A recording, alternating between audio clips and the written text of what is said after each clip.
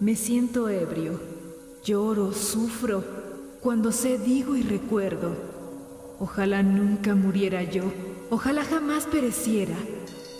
¿En dónde no hay muerte? ¿En dónde es la victoria? ¿Cómo sería la vida de los mexicas frente a la muerte? ¿Realmente les era tan natural el final de sus días? Estamos acostumbrados a que nos digan que dependiendo del tipo de vida que hayamos tenido, nuestro destino final será asignado. Que resulta casi imposible pensar que las acciones en la tierra nada tienen que ver con la suerte que tendremos tras el último aliento que exhalemos. ¿Aceptaban su destino tan tranquilamente? ¿Qué sentido entonces tenía el haber existido? Cuando siembran, así toca en náhuatl, quiere decir sembrar y enterrar, cuando siembran un cadáver en la tierra, este cadáver fecunda la tierra. Entonces, su cuerpo, la carne, durante 4 años está siendo comida por Tlaltecutli. Se despoja, digamos, el ser de todo el factor, digamos, mortal, ¿no? La carne, lo que envuelve el hueso, es lo que conlleva la muerte. Lo perenne es el hueso. Ciertamente que ellos habían visto, se habían dado cuenta de que un cadáver enterrado, bueno, hacía mucho tiempo antes, después los huesos seguían ahí, ¿no?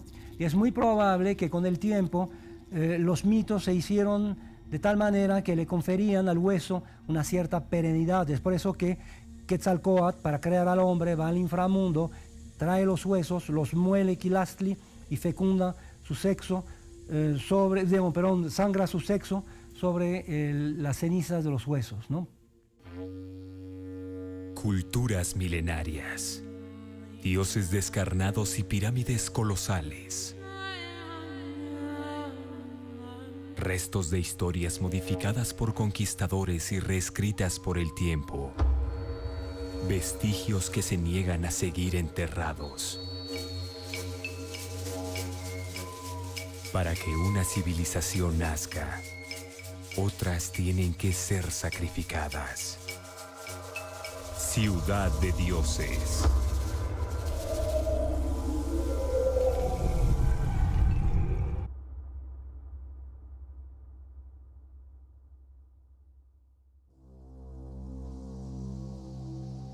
Cuando uno fallecía tenía 4 destinos.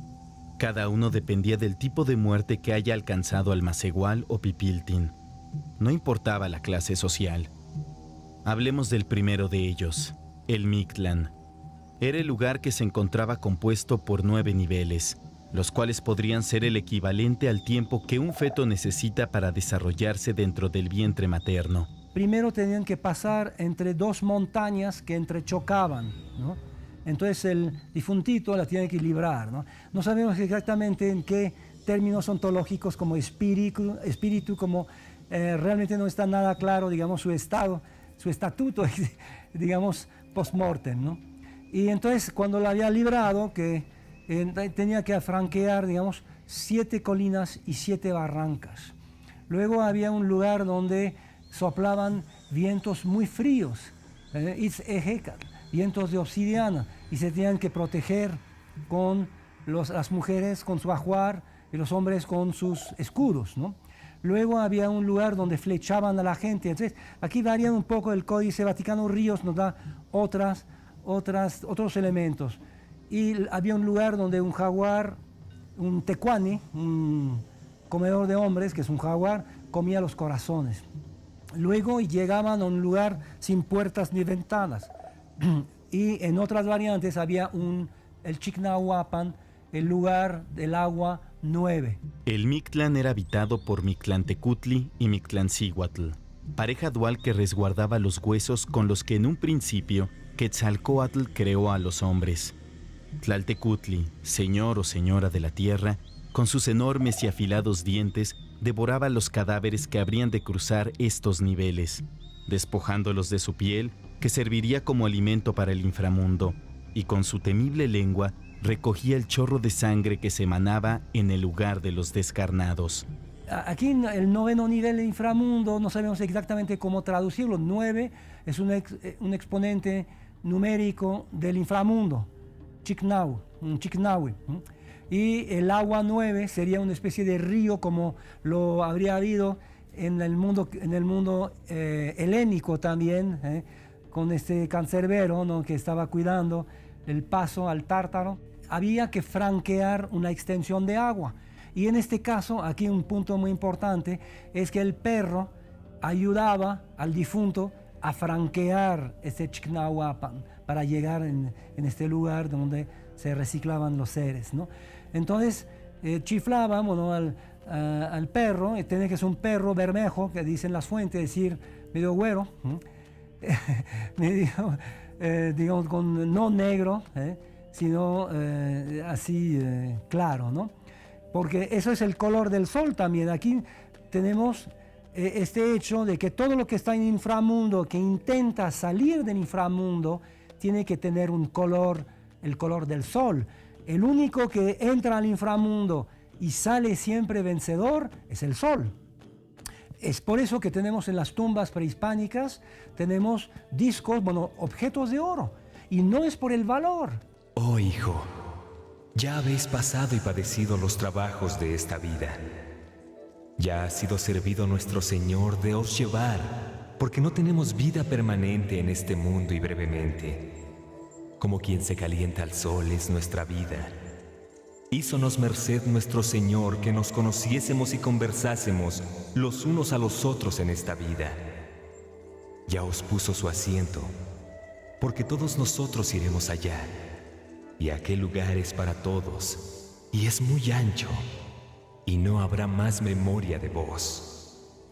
Los que morían ahogados o fulminados por el rayo, o de ciertas enfermedades de la piel, o mordidos por una serpiente, ellos iban al Tlalocan. Ahora bien, es muy importante subrayar que el Tlalocan no es un paraíso. Primero, porque no hay ni infierno ni paraíso, por el simple hecho de que no había ni mal ni bien en el mundo indígena. No hay palabra para mal. O sea, no podía haber, evidentemente, Mictlán como infierno, como castigo, y tampoco había ningún paraíso. Para los llamados hijos del quinto sol, era muy importante acompañar a su Dios en su caminar por el cielo, y solo los que fallecían con el mayor honor eran destinados a esta tarea. El tercer lugar donde iban los que morían es Tonatiuh Ichan, la casa del sol. Eso se subdivide en dos: los guerreros y las víctimas que morían en sacrificio humano. Iban desde el este, subían al sol, del este al cenit. Es decir, que cantaban y hacían escaramuzas, divertían al sol, alegraban al sol naciente, y lo subían hacia Tonatiuh, Nepantla Tonatiuh, Tlaxco Tonatiuh, es decir, el cenit. No solo los guerreros eran acompañantes del sol, también lo eran las mujeres quienes fallecían en las labores del parto. Las mujeres muertas en el primer parto, que eran asimiladas a guerreras, que habían muerto en un combate contra las fuerzas, digamos, de la noche, que se oponían al advenimiento de su hijo, se consideraban que cuando tenían al hijo, que habían tenido un prisionero. Cuando lo tenían, inclusive pegaban gritos de guerra, así, todas las parteas pegaban gritos de guerra. Se suponía que la mujer tenía a su prisionero, así lo dicen los textos, y cuando moría es como un guerrero, una guerrera que había muerto en este trance, digamos, bélico, ¿no? Entonces, estas mujeres salían del oeste. El oeste en náhuatl es Cihuatlampa, lugar de las mujeres, y subían del oeste, iban al cenit, y de manos de los guerreros o de las víctimas muertas en el sacrificio, que eran asimiladas, digamos, a los que morían en la guerra, tomaban el sol y lo bajaban hacia Cihuatlampa. Fray Bernardino de Sahagún, en su recolección de los tiempos antes de la conquista, describe el lugar dedicado a los niños. La muerte no los olvidaba. Les tenía deparado todo lo que en vida perdieron, el alimento que solo una madre podía otorgarles. Si no era su progenitora biológica, la tierra se encargaría de ello. El cuarto lugar, que no aparece en muchas fuentes y no aparece en el Códice Florentino, es el Sincalco. El Sincalco, el lugar de la Casa del Maíz, es el lugar donde iban primero en una zona muy específica del Sincalco, que se llama el Chichihualcuausco, el lugar del árbol de los pechos, iban los niños que morían en su tierna edad, inclusive que no habían recibido siquiera, digamos, no habían sido objeto de un rito mortuorio.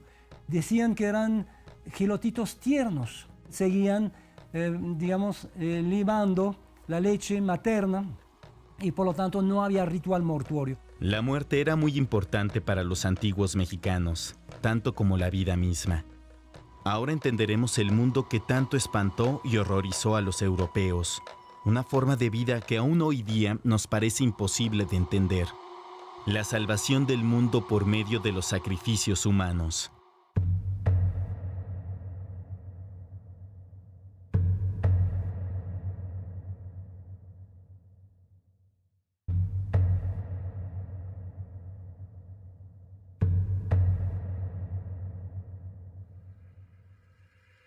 Sacrificio significa literalmente en latín hacer sagrado y tiene que ver con la práctica romana o latina de consagrar, de ofrendar algo a las deidades.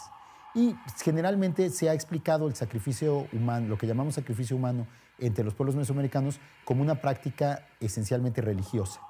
Y eso ha servido también para tratar de entenderla o de justificarla. De acuerdo con la concepción prehispánica, el mundo, de hecho, había sido creado gracias al sacrificio de los dioses, ¿no? Entonces, los hombres tenían que corresponder con los dioses. Estoy pagando una deuda para con los dioses, ¿no? Porque ellos se sacrificaron para que yo pudiera existir, ¿no? Hay una visión muy negativa del sacrificio que lo ve como una práctica bárbara, como una especie de crueldad innecesaria, como una forma de canibalismo, en el sentido de simplemente comerse a otras personas por hambre, por apetito, por salvajismo. Y en cambio, frente a estas visiones tan negativas del sacrificio humano, se tiende a enfatizar su dimensión religiosa, se tiende a decir que el sacrificio humano hay que entenderlo porque era una forma de devoción a los dioses. No te pongas triste. Yo el dolor conozco. Con dolor y angustia vivimos siempre en la tierra. Llegó acá el enojo, la amargura del que da la vida. Dentro de él vivimos. No hay llanto por las águilas y tigres. Todos iremos desapareciendo. Nadie quedará. Los mexicas se guiaban por su fe en los dioses, pero también por su observación meticulosa en la naturaleza y sus habitantes. Los animales representaban a los nahuales de sus deidades. En ellos basarían varios de sus actos. Lo que había ahí era una concepción del poder político como una forma de predación animal. Es decir, ser soberano, ser mexica y conquistar a los otros pueblos es equivalente al águila que se come a sus presas, al jaguar que devora al venado. Y esta concepción de la política como una relación de depredación o de cacería es interesantemente una idea muy difundida no solo en Mesoamérica, sino en toda la América indígena. En el Amazonas, en los Andes, es muy frecuente ver representaciones de las personas que tienen poder y de los grupos con poder como animales depredadores que, de alguna manera, cazan y devoran a sus víctimas. Los cautivos de guerra enemigos eran sujetos de sacrificio. Pero también, por ejemplo, en algunas ceremonias, ocasiones, se le sacrificaban niños al dios de la lluvia.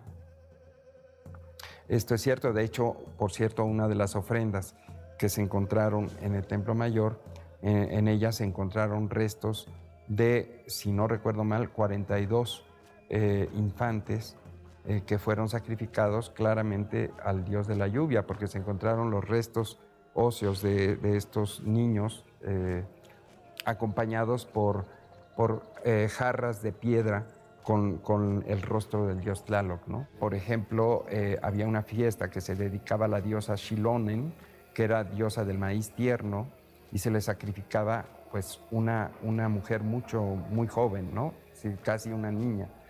Y había otra fiesta que se realizaba hacia el mes de septiembre, que estaba dedicada a la diosa madre, precisamente, en sus diferentes manifestaciones, y se sacrificaban también mujeres jóvenes, pero ya algo mayores. Por ejemplo, se sacrificaba una mujer a la cual se le ataviaba como Chicomecoatl, la diosa del maíz maduro. Esmeraldas, oro, tus flores, oh Dios, solo tu riqueza, Oh por quien se vive, la muerte al filo de obsidiana, la muerte en guerra. Con muerte en guerra os daréis a conocer. Al borde de la guerra, cerca de la hoguera, os dais a conocer. Para satisfacer las necesidades y exigencias de su Dios, quien cumplió todo lo prometido, se establecieron diversos mecanismos para asegurar el constante suministro de prisioneros ofrendados al astro rey. Las guerras floridas serían una forma de recolección. Un guerrero mexica, por decirlo, un guerrero tlaxcalteca, tomaba prisionero a su enemigo, lo llevaba a vivir a su casa, y ese guerrero cautivo vivía en su casa durante un periodo relativamente largo de tiempo, que podía ser varios meses, o inclusive casi hasta un año, y durante ese periodo ese guerrero cautivo era considerado el hermano del guerrero que lo había cautivado. Era adoptado como hermano por su familia y se le trataba como un miembro de la familia. Inclusive en algunas fuentes parece bastante claro que el guerrero, por ejemplo, no intentaba huir, porque lo que estaba experimentando era una situación honrosa y porque aunque sabía que lo iban a sacrificar, la muerte por sacrificio era una buena muerte y era algo a lo que él aspiraba. Y cuando llegaba el momento del sacrificio, la familia entera llevaba a su guerrero, a su hijo adoptivo, al guerrero enemigo, lo llevaba al templo, era sacrificado y luego la familia hacía un gran banquete en que invitaba a sus mejores amigos y a la gente del barrio a compartir la carne del guerrero sacrificado. Lo que se comían de los seres humanos eran las extremidades, los brazos y las piernas, que se preparaban básicamente en un pozole. Por ciertas características de nacimiento, hemos escuchado que niños eran ofrendados a Tlaloc y mujeres a otras deidades. ¿Por qué no hacerlo con un guerrero que anhelaba esa muerte? Era un ciclo que iniciaba con la batalla entre dos hombres y que culminaría con el sacrificio del derrotado y la penitencia del victorioso. Y en este gran banquete, el único que no podía comer la carne del cautivo era precisamente el guerrero que lo había capturado, es decir, su hermano, porque todo el mundo decía que en realidad era la carne, era su propia carne. Entonces, digamos que en este aspecto del sacrificio, otra vez, no son tan importantes los dioses, sino es importante el sacrificio por las relaciones que establece entre los hombres. Niños, mujeres jóvenes, ancianas y guerreros eran sacrificados, al igual que distintos animales dentro de cada fiesta, en pos del orden político, de la creciente fuerza que adquiría el joven imperio, así como la enorme fe que se tenía en los dioses que ofrendaron su sangre y vida por los hombres. De hecho, los mexicas en sus celebraciones eran capaces de tomar a los dioses, extraerles el corazón y quitarles la piel para verlos nacer una vez más frente a ellos.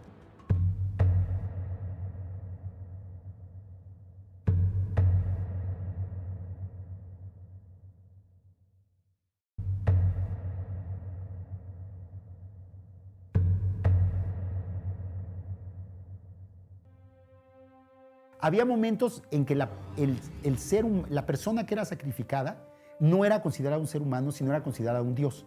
Quizá el ejemplo más famoso de eso es el ejemplo de la imagen de Tezcatlipoca. Una vez al año se elegía a un joven particularmente hermoso para que durante un año fuera el dios Tezcatlipoca. Y cuando digo que fuera el dios Tezcatlipoca, no digo que lo representara, sino se convertía en lo que en náhuatl se llamaba su Ixiptla, que podemos traducir como imagen, pero es una traducción incompleta porque el Ixiptla en realidad era la piel, era la encarnación del dios. Entonces, durante este año, este joven era el dios Tezcatlipoca y a donde iba por la ciudad todo el mundo lo trataba y lo recibía como al dios Tezcatlipoca. Conocemos gran parte del mundo prehispánico gracias a hombres inquietos quienes no quisieron ver cómo era destruido el legado de miles de años.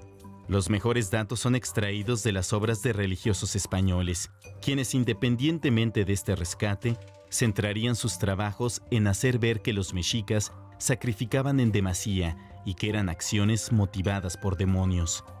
Hay quienes no creen en esto. Hay por ahí corrientes de opinión, probablemente tú las conoces o las has escuchado, que pretenden negar la existencia del sacrificio humano en época prehispánica, es decir, como diciendo que fue invención o que hubiera sido una invención de los españoles, ¿no? Bueno, esto es absolutamente falso, es decir, hay evidencias arqueológicas sobre el sacrificio humano, ¿no? Las fuentes indígenas no niegan el sacrificio de ninguna manera porque los indígenas se enorgullecían de esa práctica por los significados políticos, religiosos, cosmológicos que tenía, pero tampoco nos dan demasiada información sobre la escala, ¿no? Entonces, realmente ahí tenemos uno de los grandes misterios que tal vez nunca podamos resolver. Quizá la arqueología podría ayudarnos. Sí hay evidencias de desollamiento, es decir, sí es posible detectar y se ha detectado, de hecho, en algunos restos óseos, la práctica del desollamiento, ¿no? Ahora, desde luego, era un desollamiento que se hacía, pues, post-mortem, como se dice, ¿no? Es decir, posterior a la muerte de la víctima, ¿no? Y era parte del ritual, no solo, bueno, principalmente de la fiesta precisamente de Xipetotec, de este dios, pero también de la fiesta que se dedicaba precisamente a la diosa madre, ¿no? Sí, porque eran desolladas tanto víctimas que eran cautivos de guerra, es decir, hombres, como también mujeres que eran sacrificadas en la fiesta de la diosa madre, ¿no? Hay quienes afirman que, pues, sí era necesario, puesto que el sol salía todos los días, realizar un sacrificio en honor del sol al menos, ¿no? No hay constancias en fuentes documentales de que así ocurriera, pero sí los sacrificios eran, eso sí se puede decir, pues eran parte de la vida, vamos a decir, cotidiana, ¿no? de los mexicas. Imagínense una sociedad que sacrifica voluntariamente a decenas de miles de jóvenes fuertes todos los años. A la larga esa sociedad pues, no va a tener quien plante la tierra, no va a tener quien tenga hijos, no va a tener quien produzca. Y pues las descripciones que nos dan los españoles de la sociedad del altiplano central, de los pueblos del Valle de México, es que eran pueblos bastante prósperos y que había una población bastante abundante. Entonces yo la verdad me inclino a creer que no eran estas cifras gigantescas que a veces se manejan, sino que el sacrificio era una cosa mucho menos frecuente y mucho menos masiva de lo que a veces pensamos, ¿no? En el mundo ideado por los mexicas, todo tenía un principio, un final, y ambos se unían en momentos específicos. El lugar donde se genera la vida de un nuevo ser humano, los antiguos mexicanos observaban la presencia de la muerte, quien tarde o temprano reclamaría a aquel quien le fue arrebatado. Incluso el tiempo mismo estaba condenado a detenerse y el ser humano a desaparecer. Era obligación de los hombres impedirlo. Para el mundo indígena, la muerte es un vientre materno. Hay varios ejemplos. Un ejemplo cosmogónico que tenemos con la ceremonia del Fuego Nuevo. Cada 52 años el tiempo moría. En la ceremonia digamos que precedía la ceremonia del Fuego Nuevo, había un entierro muy solemne del fuego, de los años, perdón. Se llevaban 52 cañas. 4 sacerdotes llevaban cada uno 13 cañas y echaban las cañas, las 52 cañas, en un fuego y se consumía, digamos, un periodo de 52 años. Tenía que morir el tiempo para poder renacer de sus cenizas. Y entonces sacaban el fuego nuevo sobre el pecho abierto de una víctima en Iztapalapa, en el cerro hoy de la Estrella, y entonces renacía el tiempo, pero tenía que morir el tiempo. Entonces la muerte era genésica, si no moría el tiempo, él no podía renacer. En la sociedad mexica, el destino después de la muerte dependía de la forma de morir. Y definitivamente la mejor forma de morir era morir sacrificado o haber podido sacrificar a un cautivo propio, ¿no? Si hubo cierta oposición a la práctica de sacrificio, es probable que así haya sido, ¿no? Pero en cualquier caso no hay tampoco una certeza a este respecto, ¿no? Y mucho menos de la relación de este personaje con Santo Tomás, por ejemplo, como por ahí lo hizo Fray Servando Teresa de Mier en su famoso discurso sermón guadalupano, ¿no?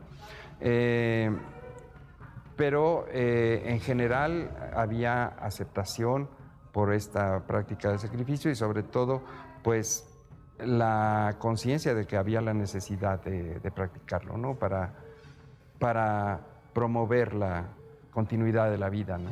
Si no alimentamos con sangre a la tierra y al sol, el mundo puede perecer, ¿no? Así de dramático era también, ¿no? ¿Acaso de nuevo volveremos a la vida? Así lo sabe tu corazón. Solo una vez hemos venido a vivir. He llegado a los brazos del árbol florido. Yo, florido colibrí, con aroma de flores me deleito, con ella mis labios endulzo. Los sacrificios humanos se convertirían en una de las formas ideadas por las altas jerarquías sacerdotales y políticas del imperio para mantener el equilibrio de un universo inestable, destinado a desaparecer en algún momento de cada 52 años. La última vez que se llevó a cabo la ceremonia del Fuego Nuevo, se encontraba en el trono mexica un hombre que viviría en carne y mente propia la incontrolable colisión de dos mundos diferentes que marcarían para siempre el destino de los pueblos mesoamericanos. El Tlatoani enfrentaría visiones, leyendas y, según las historias tras la conquista, el mito del regreso de aquella serpiente emplumada reclamando lo que le fue arrebatado.